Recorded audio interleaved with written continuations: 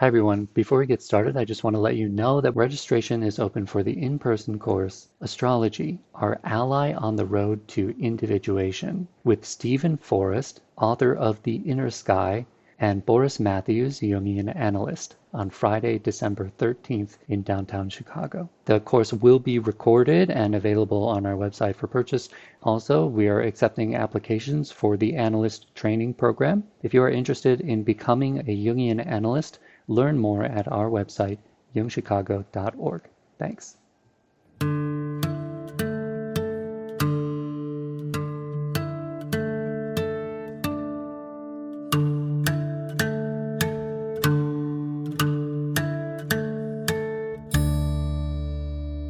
Hello, this is Patricia Martin, and I'm your host for Jung in the World. Joining us today is Robert Tyminski, a psychologist and Jungian analyst, who's here to talk about his work with men and boys that he describes in his book, Male Alienation at the Crossroads of Identity, Culture, and Cyberspace. Robert Tyminski is a clinical professor in the Department of Psychiatry at the University of California, San Francisco, and the author of several books, which we'll link to in the program notes. Robert, we are so honored to have you on the show today to talk about what I guess is fair to say is a crisis of men and boys in the American culture. Yeah, well, thank you, Patricia. I really appreciate the opportunity to be able to chat with you today and look forward to our having a really engaging conversation. And it is an interesting thing because, when I trained, which was over 30 years ago now, there was this idea that especially girls and young women tend to internalize. So their experiences and their pain goes inside them, whereas, boys and young men tend to act out and externalize and put it out in the environment. And I don't think that that's quite gone away, but it has changed. I mean, I think with social media and just all the screens that are present in our lives, that there's really some different phenomena that are happening now than when I trained. So look forward to get digging in a little bit more with you. Well, I wondered about that. Coming up and raising two boys myself, I can't say that we have overcorrected for the problem of girls in the society, but it does seem like by giving the focus to girls and their adolescence and how they come into womanhood has somehow left the boy side of the equation out. And it seems, as I was preparing for this, the internet is just gyrating with new studies and data about the problem of boys becoming men. And it led me to wonder, when did you, as you have done so much work with men and boys, was there a moment when the light bulb went on and you said, attention must be paid to this. I need to write a book. Could you take me back to that moment? Yeah. Well, that, again, wonderful question. And I have to use the metaphor of like a light fixture, a candelabra. There were several light bulbs along the way. And before I became an analyst and did my training, I ran a school here in San Francisco, and it was a private but publicly funded school for children who had a variety of severe behavioral and emotional problems. And over probably 85% of our boys and their families, our clients were boys, along with their families. And so it was really kind of a bit of a baptism by fire, seeing their problems and why they couldn't really operate or navigate a more what we call mainstream environment. And as I was doing my training, and then after I became an analyst, I my practice evolved in such a way that I see a fair number of boys. I used to see younger boys. Now it's mostly teenage boys. And again, this issue of like being very disruptive in the environment kept coming up over and over again. And I had a series of cases. It's actually in the book, and I think it's in the chapter called "Breaking It." And these were teenage boys ranging in age from 15 to 19, I would say, so mid to late adolescence. And what they were doing was they kept breaking things. Like And physically breaking furniture and yes, yes. hand through the wall, breaking, car windows. There's an interesting case about a broken condom. And so I just started thinking, what is going on here with all this breakage?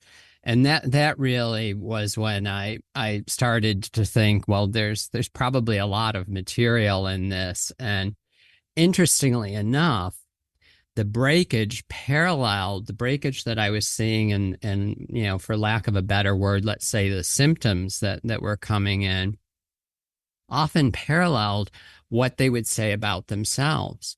I started hearing "I'm broken" over and over again from different young men, different teenage boys. And I thought, what a concept to feel that you're broken. So there's some sense of wholeness that the person understands they'd like to have be there, or some striving toward greater wholeness, but they feel so far from that what they see is really something quite different. So that would be a very Jungian concept, to integrate the pieces toward wholeness. And as I read that part of your book, I couldn't help thinking that the paradigm of masculinity itself seems to be broken. You say, and this is I'm extrapolating on a direct quote. Men are trying to conform to an unhelpful model of masculinity that is somewhat rigid and not growth oriented. And you quote research that men who tried to fit into masculine norms have higher negative mental health outcomes and tend not to seek help, which is a double whammy. You're probably feeling more broken, and yet part of what you've bought into as what is masculine is keeping you from asking for help. So, that's a tall order when you think, well, if the system of masculinity is somehow broken itself, where do we begin? How do you see it? Yeah, no, that is a complicated issue, because of course it's a psychological one, but it's also a social and cultural one. And so it goes beyond any, one boy or young man's psyche. And I think what's very interesting is that despite all the progress, let's say in the last 30 years towards discussing gender and trying to be more aware of non-traditional families and so many things, women's rights, and there still is this almost archetypal dimension of masculinity that comes through, and it's this traditional masculinity that really is based on not expressing feelings, not looking inside yourself, trying to do something adventuresome or risky, and not tolerating any experiences of shame. And of course, as a Jungian analyst, when I thought about those things, I realized that's the heroic code. That's really what we read in Greek tragedies, in the Iliad and the Odyssey. those men were living that way. Those are all characteristics. So that's an archetypal, almost timeless piece of this masculine problem that's perpetuated itself and hasn't gone away. So if I go back to this idea, we were talking about the adolescent roots of some of these problems. You make a great case in the chapter on identity. You borrow from Erik Erikson's work on identity formation, and you locate adolescence as a pivotal juncture when things can go very wrong for boys. And I wondered if you could talk about how are the psychological stakes different for adolescent boys? Yeah, so we'd be talking about of course, a continuum. So it's not. I don't want to make it sound like it's dramatically different than with adolescent girls, but there is something. I mean, we've those of us who work in the field have noted this for years. We're in development, both in terms of let's just say social emotional development, that boys tend to lag chronologically a bit behind their female peers. And this actually starts pretty early. I mean, there are all kinds of arguments out there about, for example, that boys should probably not start school until age 6. And that would help them have a little bit more of this catch-up time in terms of their social and emotional skills.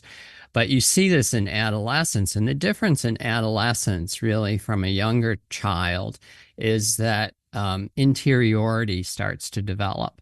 So there's a sense of inner space, a sense of what's going on inside me, who am I in there, and what do other people see of me?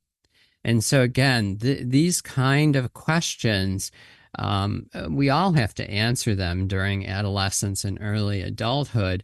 But I think for boys, there can be a sense of, for many boys, almost like a terror of looking inside themselves. And this has to do with that heroic code that I was talking about, that interiority can become associated with femininity. And so the idea of going inside can have a little bit of a feminine trope to it. And a lot of boys don't like that. It's interesting that you then describe men as having this inner world that is really one you would describe as alienated. They suffer from a great deal of alienation. And alienation is one of those concepts where it's kind of like the word uncertainty. It's amorphous.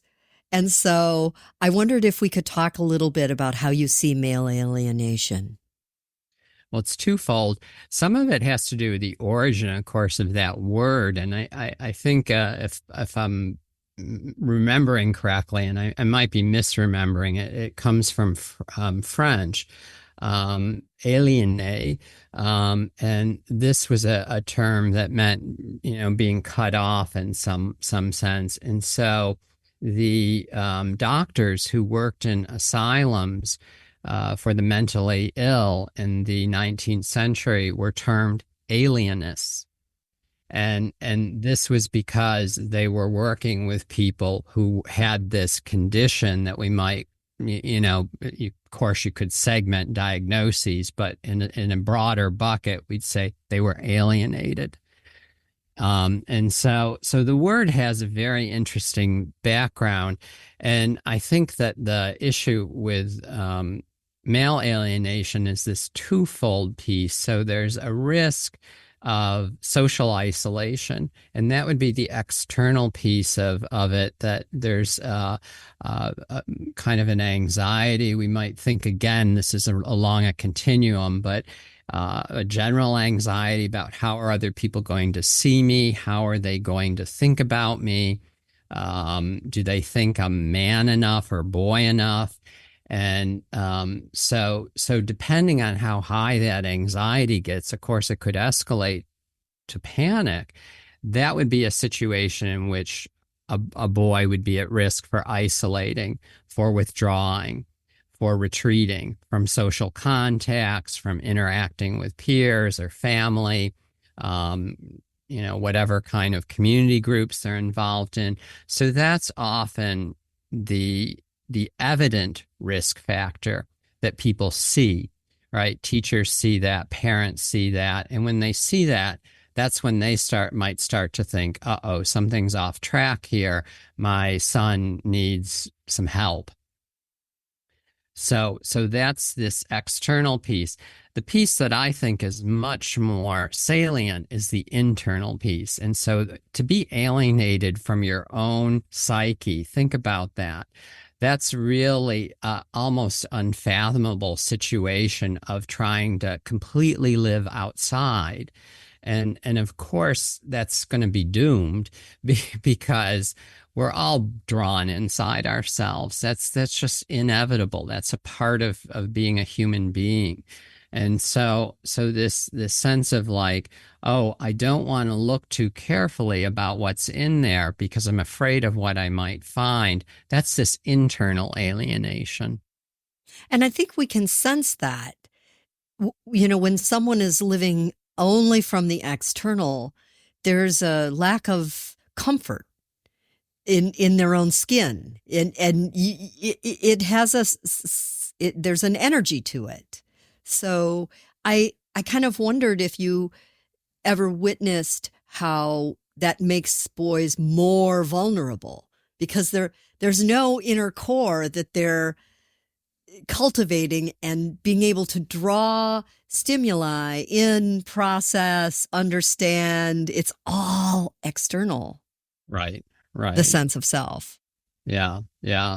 No, I think that leads to all kinds of issues because, if you don't look inside to make meaning, then you're going to start to feel empty and the emptiness will grow. And again, that's a piece of this alienation and the depleting effects of that on the psyche, of course, affect a person's motivation, their capacity to learn, their desire to socialize or be intimately involved with people. So it kind of spreads outward, but it definitely has this internal piece. And again, I think it goes back to the brokenness, that when a boy or young man says, I feel broken, I sometimes will say, well, can you look inside yourself and tell me, what do you see? What do you see there? What a great question. And do you find that over time, as you're working with a boy who might be troubled, because they're troubled or they wouldn't show up at your doorstep, is my thought. Mm-hmm. And so are you able to see the growth in that over time? Yeah, I would say so. I mean, I think again in the book, it's easy for analysts and I think psychotherapists to write about all the problems we see. And so in the book, I intentionally tried to include a couple of cases where things went well and where things did work out. And so that openness to a process, I think, is really important. And even in some of the more dramatic situations that I write about, I would say that a fair number of those boys and young men improved. Partly as a continuing dialogue about like, well, when you look inside and you see a bunch of holes, where do you think that comes from? What do you think those holes mean? What, is that a new feeling? Is that something you've noticed for a long time? And having those kind of conversations, I think, can be helpful because there's a way in which you're helping them to visualize their internal experience. And I think that can be very helpful rather than feeling on the spot about, well, tell me how you feel about it. It's a slightly different approach. It's like, well, what do you see there? And I have found personally that this kind of approach or different emphasis is often quite helpful. Well, you're engaging their imagination as well. So they're describing an inner landscape to you rather than just having to name a feeling. And you talk in the book uh, about the loss of language, lost for words. This was so profound. And, I write myself, and the effect of feeling so alienated to the point where you lose words, you lose your ability to articulate, your ability to describe. I would love to talk a little bit more about the loss of words. And you even say that sometimes some youth required speech therapy, that they had to kind of reclaim their words, and they struggled to name their feelings. So tell us how this dynamic works. It's I mean, that's a very tricky question, because I can tell you what it looks like. How it works inside, of course, is multivalent. There are many causes to it. But what it looks like is when you say to somebody, "How do you feel?" And one thing that I've heard, like in the last 5 years, quite a bit is meh. And that's MEH. MEH, that's right. I heard that word from I my bet you teenage did with sons. two sons. Yeah, meh. Uh-huh. And meh I started to think about it. It's really a workaround. It's a way to try and show indifference so that you don't have to think about something that might be a little bit dicier that's going on inside yourself. Could be anxiety, could be sadness, could be anger. So meh, to me, has a bit of a nice defensive function. And I have in my office a feeling chart, and I keep it out. I actually keep it on a table in the middle of my office that's between my seat and a chair and the couch. And you'd be surprised the number of times that somebody picks that up and is looking at it and is fascinated. There are about 30 feelings on it, and they're fascinated by this. And so it's really, that's also a helpful. See, it's a visual thing. And so seeing those faces, like what does an angry face look like? What does a happy face look like? So again, these are the kind of things with language that it's really something about how we connect with others and how we make meaning, and how we how we have a dialogue, right? A conversation like you and I are having now. I will say there's been a lot of research on something called alexithymia. And alexithymia, I don't know, you're nodding, so I'm imagining that you probably have heard of this term, is an inability to really read what your feelings are, what's going on inside yourself. And this started out as research, very interestingly, in the 70s, in the 1970s, where people were looking at patients who had severe psychosomatic complaints, and often would need to be hospitalized. And so psychiatry would get involved. And the psychiatrists were often finding that these patients couldn't talk about their feelings. And so this concept sort of evolved as something about not wanting to look inside. And you can think about the way in which it would tie in with a psychosomatic symptom would be to bring it to the surface and to show it that way, rather than to use words and to explore the feelings. Now, I'm making it sound tidier than it actually is.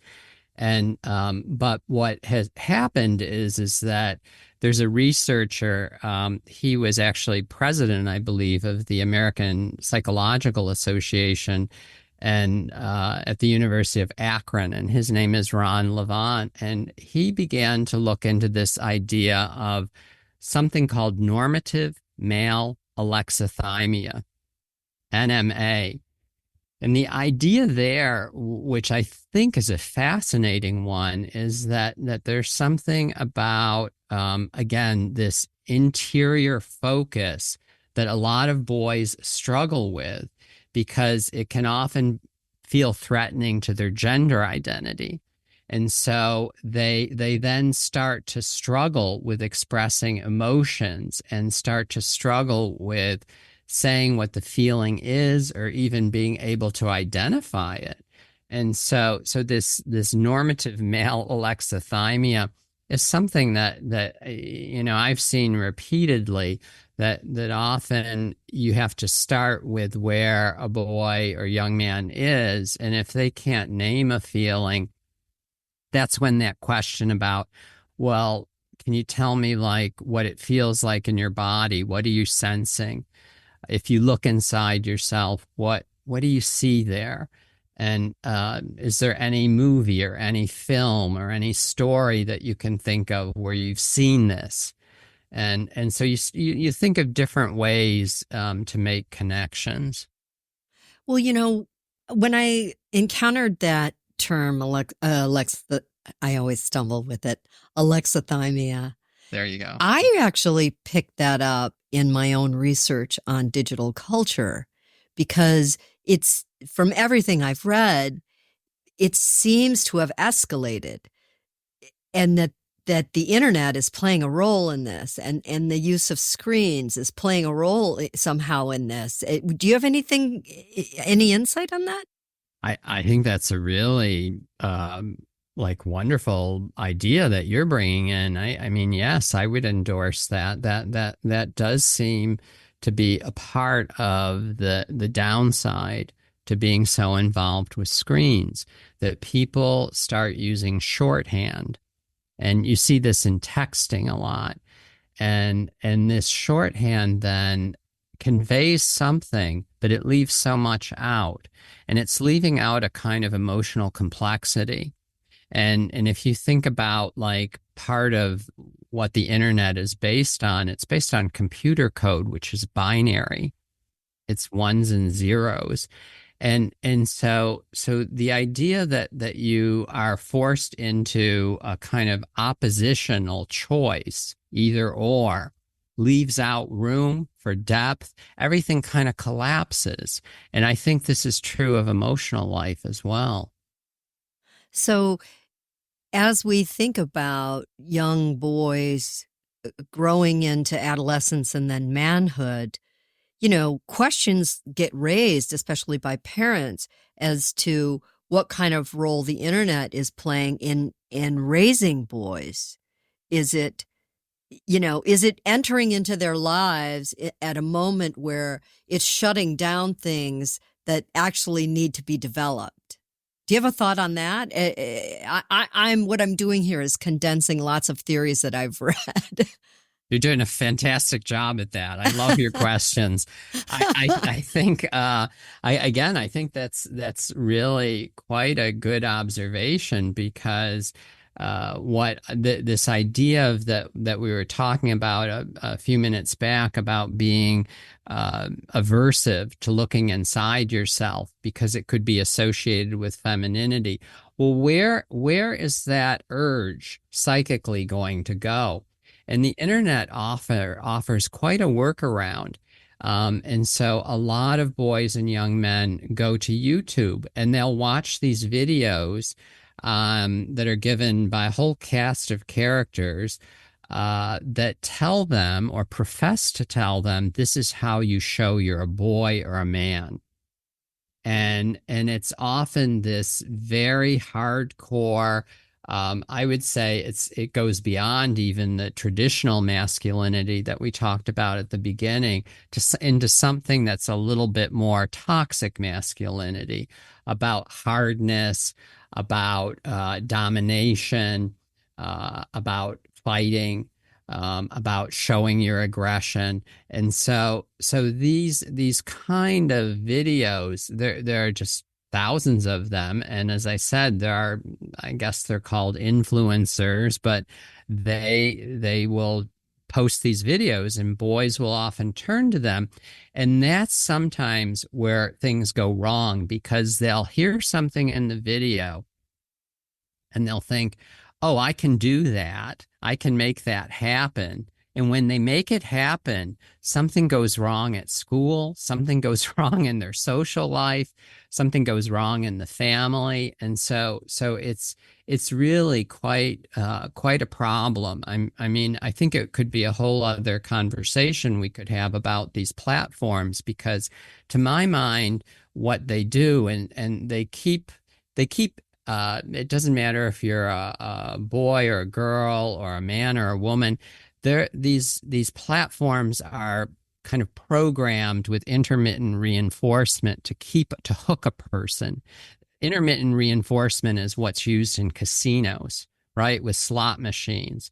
And so these platforms are copying that. And what they're trying to do is hook people so that they will spend more and more of their time watching or engaging with whatever the platform is offering. The other problem with YouTube is something called intensification. And I've had this happen many times, where a boy will often be interested in the U.S. Constitution. And so they'll like look up history professors and listen to some lectures. Well, then there'll be a suggestion. Do you want to hear a conservative viewpoint on the Constitution? They'll click on that. And it'll keep happening, like taking it further and further. It could be in a leftward direction. I'm not going to discount that possibility, but in my experience, it's often in this rightward direction. And so you have these, far right, often very misogynistic, racist, homophobic, xenophobic diatribes that they're listening to. And they're listening to that in a context where they don't have anyone to process it with, right? They're just watching it. They're just watching it. They're isolated. So I want to talk with you about the role of fathers. And you have some case studies in the book as well about how some fathers were able to learn from their sons how to father differently. Mm-hmm. Yeah. That's the hopeful paradigm, is that when a boy is able to demonstrate something or express something to a father, that the father can hear and then take in as in a way that, like, what could I do differently? To be able to have that question occur to a father is so important. That there was, again, early in a lot of this research about fathers, the focus, I think, was on absent fathers, so fathers who disappeared, and then abusive fathers, so fathers who, physically, emotionally, and sexually abuse their children. And it's true that those fathers are out there. What I have noticed, though, is I was looking for the right metaphor. And at first I thought of a scarecrow. And then I realized, oh, I'm talking about a straw man. And it's these fathers who are present but not there. And there are a lot of those fathers. And often what happens is they like having a boy sometimes. And they like the fun of, having a 5-year-old or an 8-year-old or a 10-year-old. But once the boy hits puberty and becomes, a bit snarky and just starts to go through his own development, often these fathers withdraw, and they'll act as if they're there. They'll act as if they're curious, but the boy can sense, oh, he really isn't. And so again, those situations are quite challenging and often involve, having to think about, well, the parents want to get some help for themselves so that they can be thinking about how to support one another and being more present with their son.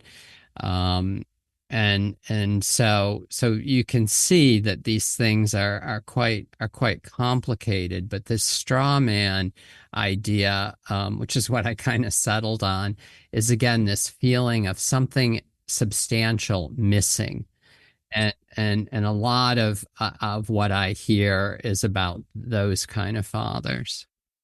Well, I also want to bring up the idea of Winnicott's good enough mother, because you riff on that a little bit in the book and you talk about what it would mean to be a good enough father.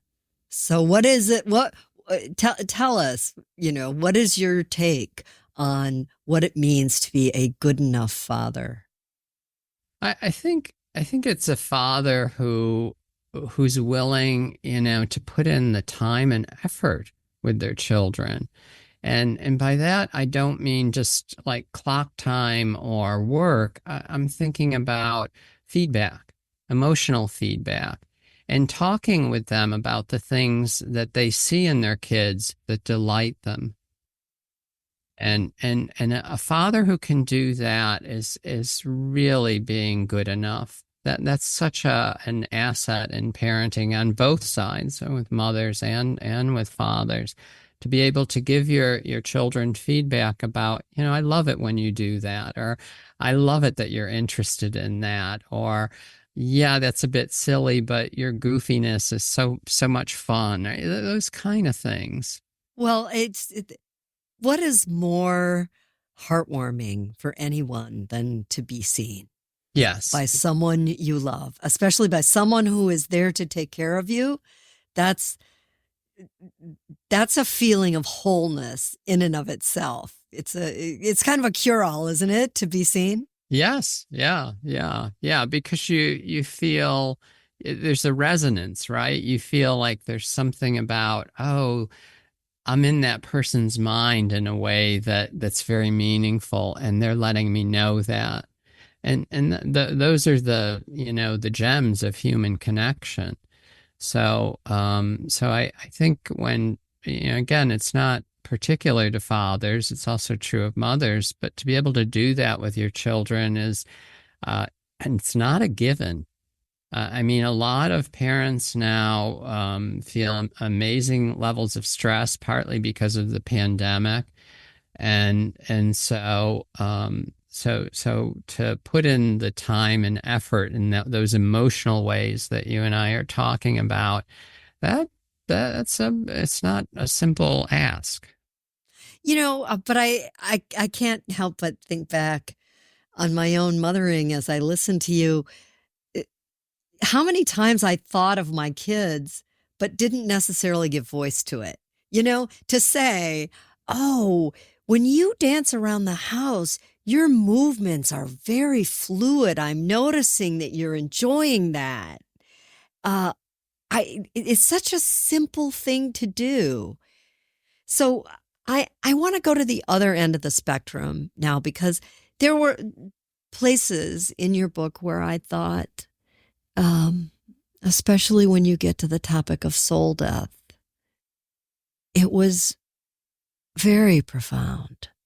This idea that certain kinds of trauma can crush a boy's will and leave him with a murderous rage.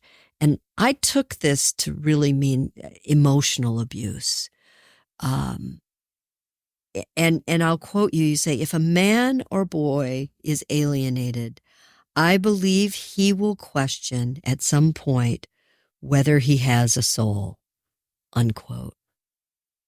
That seems to be a deeply painful state. How did this come to you in your work?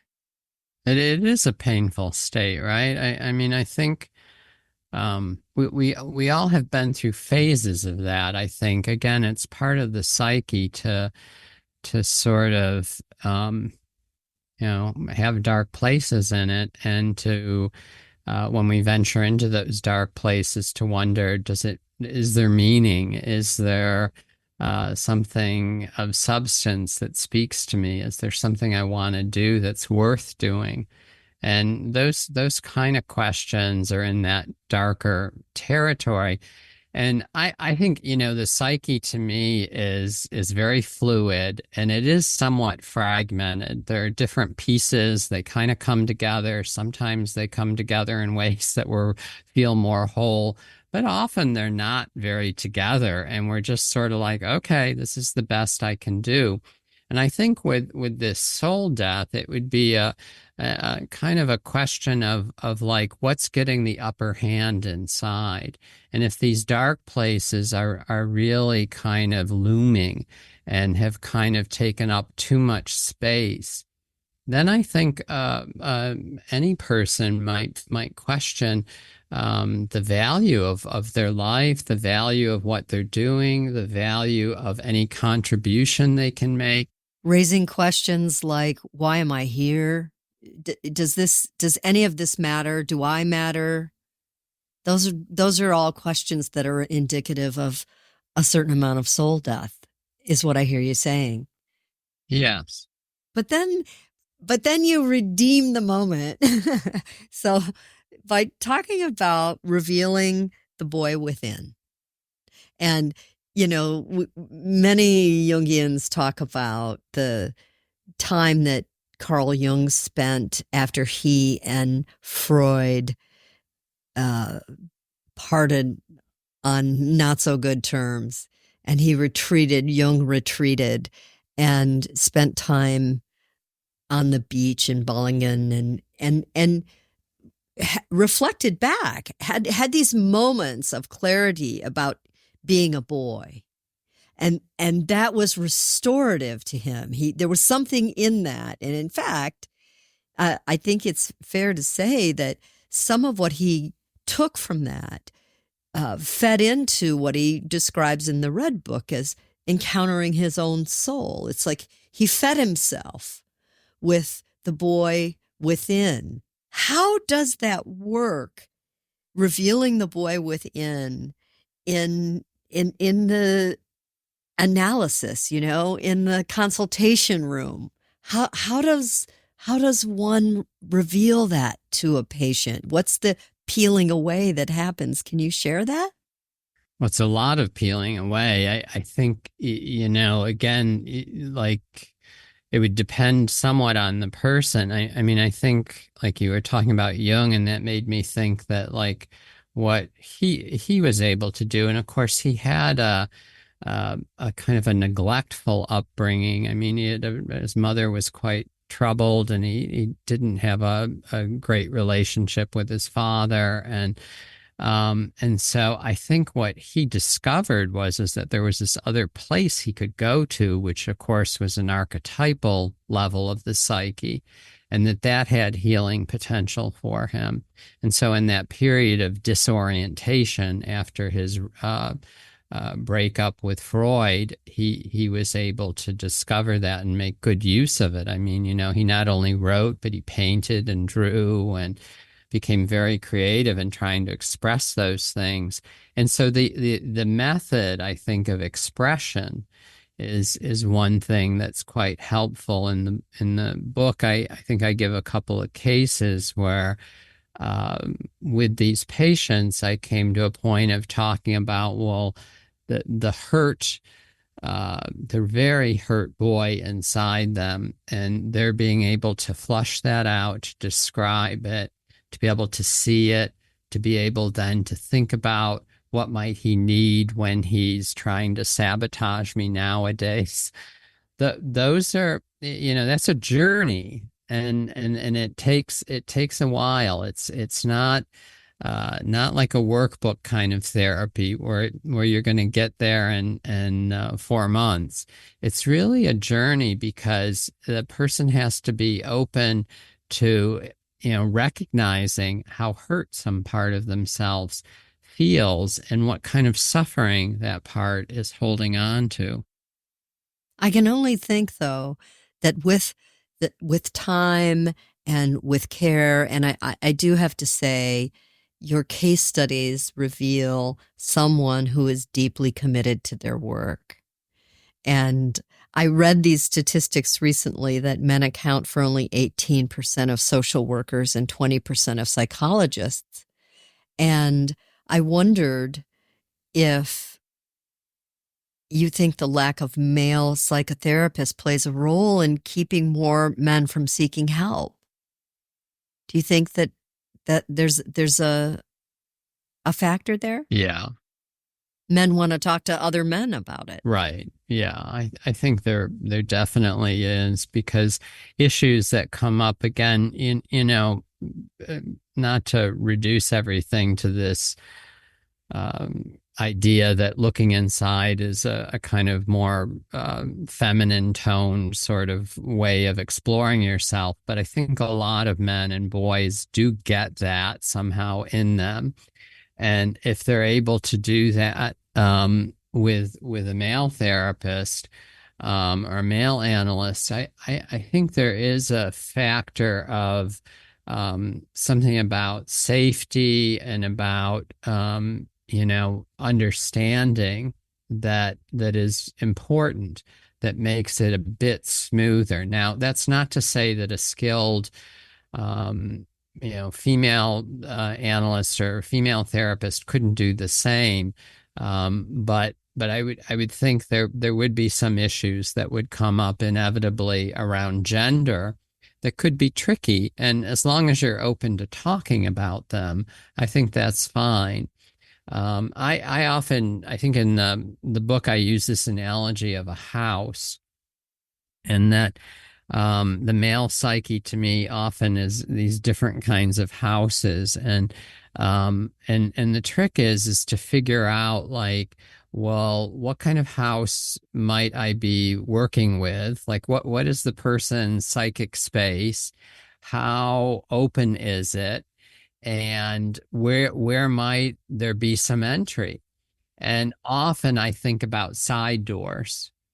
And side doors seem to work a bit better. They're oblique. They tend to allow for some level of not feeling threatened and for accessibility. Whereas the front door, right? That's like, whoa, what are you doing?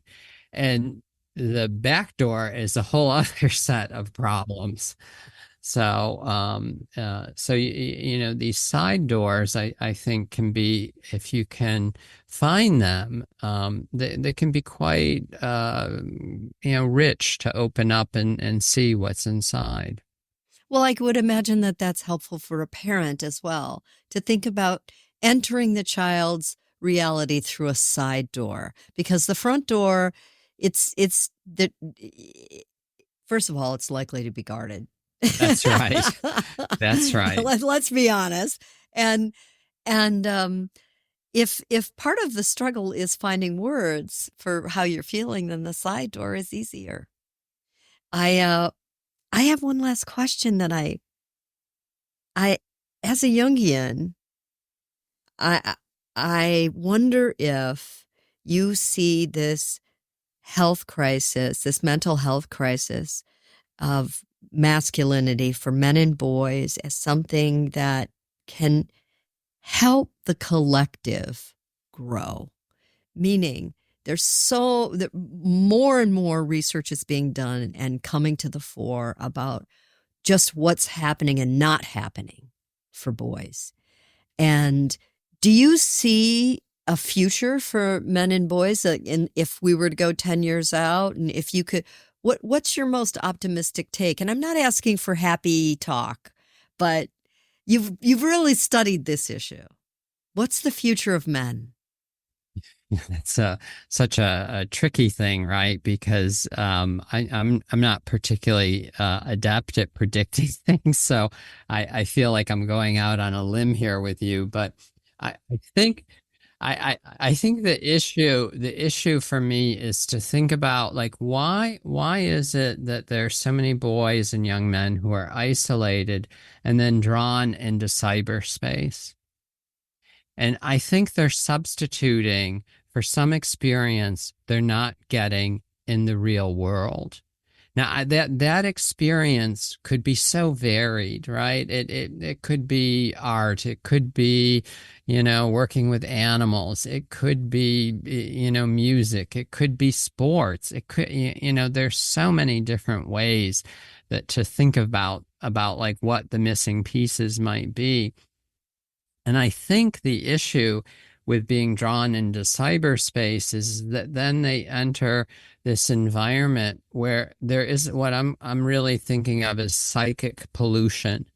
And there, like we in the 60s and 70s, we became aware of how, big coal, big oil, big agriculture, big plastic were polluting our environment and ruining the external world. Well, I think a lot of the social media companies and platforms, including video gaming, is doing something similar.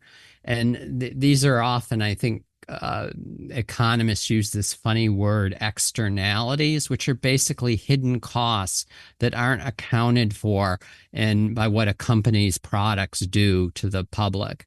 And so I think we have to think more about what's going on with the screens. And I'm not advocating that we, regulate in a strict way screens, but I do think there are some sensible things that could be done to help not just boys but girls and to be able to separate more from the risks of being consumed by what's happening on their screens.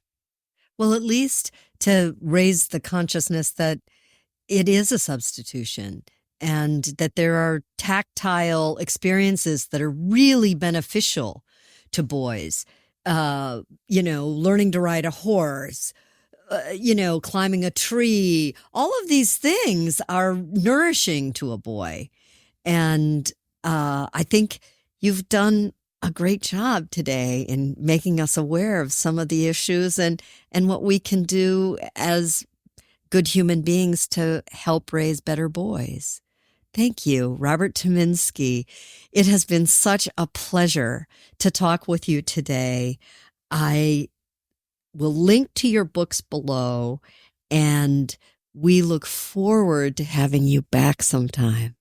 Well, thank you, Patricia. You are a wonderful interviewer, and I have to say what a gift it is to have somebody have read as closely as you've read what I've written. So thank you.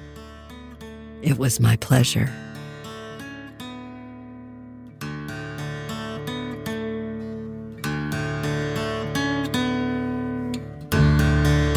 Thanks for listening. If you'd like more information about training programs, live and self-study courses, archives, this podcast, our blog, or to find Jungian analysts near you, visit our website, jungchicago.org. Thank you to our 2023 donors who gave at the contributor level or above: Barbara Anand, Uni Alcott, April Barrett, Arlo Compan, Judith Cooper, Lorna Crowell, David Dalrymple, Kevin Davis, Dr. Peter DeMuth, Mary Doherty, Christine Foskett, Britta W. Jacobson, Mary Ann Johnson, Mary W. Liebman, Mona Manning, Patricia Martin, Boris Matthews, Kenan McKee, Sue Rosenthal, David O. Stats, Lawrence C. Tingley, Don Troyer, Robert Ulrich, Alexander Wayne and Lynn Kopp, Gerald Weiner, William Wolfe, and Ellen Young. You can support this podcast by making a donation at our website, jungchicago.org.